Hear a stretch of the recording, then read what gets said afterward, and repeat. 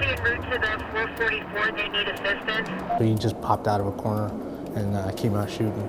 No vehicle traffic in Stewart Eastern eastbound. Everything to me seemed exaggerated at the time, so I believed it was a hand cannon that he was carrying. Enrique Hernandez was just 3 months out of field training when his life nearly ended. A shootout with an ex-felon in East Las Vegas. It started as a traffic stop, an unregistered vehicle in the area of Stewart and 28th Street. Within seconds, the suspect sped off, crashing his car into a light pole before running into a nearby apartment. The man turned and shot Hernandez 6 times. Went to the hospital. I was telling, the doctors, hey, I think I was shot here. They're telling me, well, you were shot more than that. I believed I was only shot in my arms, and I thought I'd be okay. But then he told me about the neck and the torso and my leg, and I'm like, man. The shooting happened right here at this building nearly 9 years ago, December 12th of 2002. With Hernandez on his way to UMC, the SWAT team moved in, and the suspect was shot and killed. About the same time, the late news was just starting, and across town, the officer's young wife, Leanne, was watching. They came on, they said a Metro officer, breaking news, had been shot, and they gave the area. So I thought, oh, that's his area. And then you just get this feeling like something. So I called him, and he didn't answer. It was the hours and days that followed that brought the difficult decisions. One bullet had pierced an artery in Officer Hernandez's arm. Doctors asked his wife, should we cut it off or try to save it? It's just not one of those things you discuss as a couple. Okay, if you're given this choice, I want you to, pick this. And across the nation, those decisions are being made on a regular basis. According to the National Law Enforcement Officers Memorial Fund, 152 police officers were killed in the line of duty last year. And over the past decade, an average of 16,041 officers are injured per year. Could you have died from this then? Definitely. Should you have died from this, really? All the doctors that operated on me believed that I was not going to make it. And they told me that when they saw me. They said, we didn't think you were going to make it, but your heart just kept beating. Your heart just kept going. It just kept going. All possible. What Hernandez didn't know at the time was the level of support he was receiving. The community gathering outside the hospital to pray for a man most had never met. The officer, husband, and father of a 9-month-old baby girl, Maricela. The main reason, Hernandez says, he fought so hard. I remember before they put the mask on me to sedate me, thinking I just need one more day to tell my little girl that I love her. And if I just have that one more day, I don't have to live forever. I don't have to live a long and prosperous life. Just give me one more day. I just think he's an all-around amazing guy. We won't tell him that, but... Once Officer Hernandez left UMC, it was up to his wife to care for his every need. For weeks, he couldn't use either arm, meaning getting dressed or even brushing his teeth became her job. A test, maybe, on any marriage. But Leanne says never once did she allow herself to think, I could be a widow. Metro kind of comes together as a family, the whole department, but it wasn't just Metro that came together, it was the community. Everyday citizens coming to the hospital to see how we're doing, making sure it's okay. They're there if we need anything. It's not something you think about when you think about Vegas. Oh, they're a great community, but it really is. Hello, señor. Today, Hernandez is a detective in missing persons. It took 6 months after the shooting to get back to work, 2 years to regain use of his right arm, although the nerve damage remains, all because of a so-called routine traffic stop that turned a rookie cop into a survivor. Denise Roche, News 3. For you listeners who are just joining us, you're listening to Power 88, and this is Police Promoting Unity. It's an interview that almost didn't happen. I'll give a lot of credit to the staff at UMC. Metro Officer Mike Madlin sharing his story with listeners of KCEP Radio. At 32 years old, no stranger to the dangerous side of police work. I remember just once I collapsed on the ground, and everyone started like yelling at me, and all I wanted to do was basically take a nap. Flashback to March 23, 2010. Madeline was working on a saturation patrol team tracking a suspected robbery suspect near Rainbow and Washington. A foot pursuit through a residential neighborhood. Officer Madeline was doing what police officers on this organization do day in and day out. With just 10 feet between them, the suspect opened fire. How many times were you shot? I was shot twice. The first round entered my leg, striking my femoral artery and exiting on the backside of my thigh. And the second shot I took in the lower left quadrant of my bulletproof vest. But it was that leg wound that almost proved fatal. After weeks in a coma and countless blood transfusions, doctors would later say it was touch and go.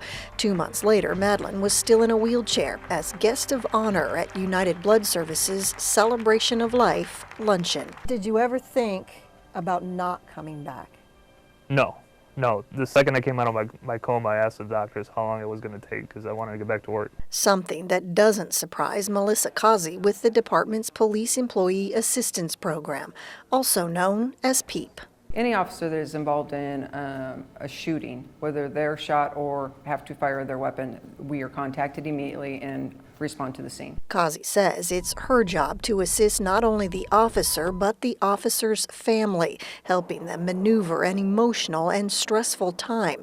Information shared is strictly confidential. They've done studies and they found that 1/3 of all police officers have PTSD and don't even know it, because they go through critical incidents and don't deal with it in a healthy way. And returning to duty, she says, requires the go-ahead from an independent psychologist. Madeline was off work for nearly a year because of his injuries. He could have asked for a desk job when he came back, but decided to return to the exact same SAT team, calling himself much too stubborn to leave. Tonight, giving us a look at the streets from his point of view. From briefing The description on that SUV is a 97 Ford Expedition.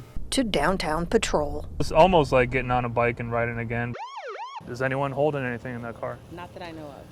But you are aware that you're going to be the responsible party if something is found, right? And stop number 1 doesn't disappoint. A plastic container of marijuana sending one man to jail. An ordinary night, just like the one that nearly killed him. I just want to give you a big thumbs up and God bless you, brother. Back at the radio station, Madeline is still taking questions from fellow officer Marcus Martin. I talk to a lot of surviving officers, and they say, well, I'm not at 100%. I don't know if I'll ever be again. Do you feel that way? I think it's all within your heart and in your mind. The interview that almost didn't happen, but for the will of one officer to come back stronger than ever. I don't think there's any job that's greater in the world. Denise Roche, News 3. This is the house. Sergeant Tom Milton remembers the details like it was yesterday. He's looking down at me, so he's got me all day long. The day a man wanted for murder in California did his best to end Melton's life.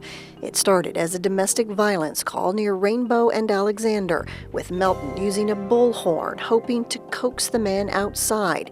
Instead, it was the suspect's girlfriend who opened the front door and placed an 8-month-old baby boy on the front porch. The suspect comes out of the front door, grabs her, says, drop the baby, drop the baby. She put the baby down.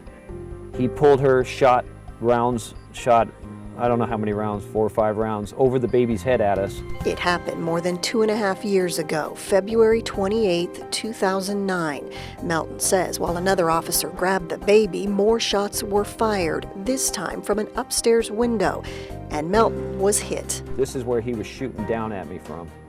So as I was moving, the bullet actually came down this way and hit me in the arm here and came out the other side of my arm. So it almost hit me in the head. That kind of drama plays out in cities all over the country on a nearly daily basis. According to the National Law Enforcement Officers Memorial Fund, a police officer is killed in the line of duty every 53 hours. Others, like Milton, will live with lifelong scars.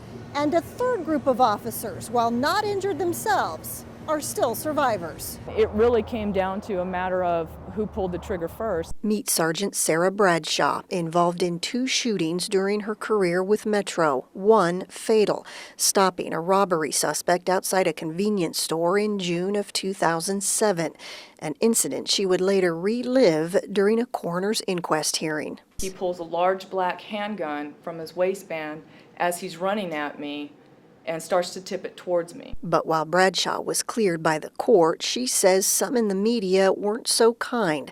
One account describing her as being mentally unstable. Basically made me out to be a racist by saying that I had not been properly trained and sensitized, the exact words, properly trained and sensitized to deal with a young African American male. And for me, that really hurt because that has nothing to do with it. What I saw was gun. I still got coverage on the door. I still have coverage down the hallway. Today, Bradshaw is assigned to AOST, or Advanced Officer Skills Training, teaching scenarios that could save an officer's life. Thanks, Patrick. My roommate's acting crazy. Okay, Patrick, let's see your hands. Right here. Let's see your hands, okay? Stay right there, okay? Yep. Her experience, something others can learn from. Does it change you? I think it does. I think it does. I'll definitely tell you the aftermath. The next day, it literally, I was almost, it was like the colors were brighter. Everything just seemed more vivid, and I was almost giddy. I was so happy that I was alive because I knew that had I been just a second slower, it may have been a different story. You got to be a little bit humble. As for Melton, the suspect in his shootout eventually killed both his hostage and himself, the rescued baby now living with extended family. It's an event that earned Melton the Medal of Valor, a Purple Heart, and Officer of the Year for 2009. But he says the choices made that day belong to the suspect. When you look at law enforcement deaths across the country, some cops never even return fire because they take the rounds, because it's simply reacting to what's going on. Bad guy always knows what he's going to do. He knows the outcome of the situation. It's really up to him on how the outcome of the situation goes. Denise Roche, News 3.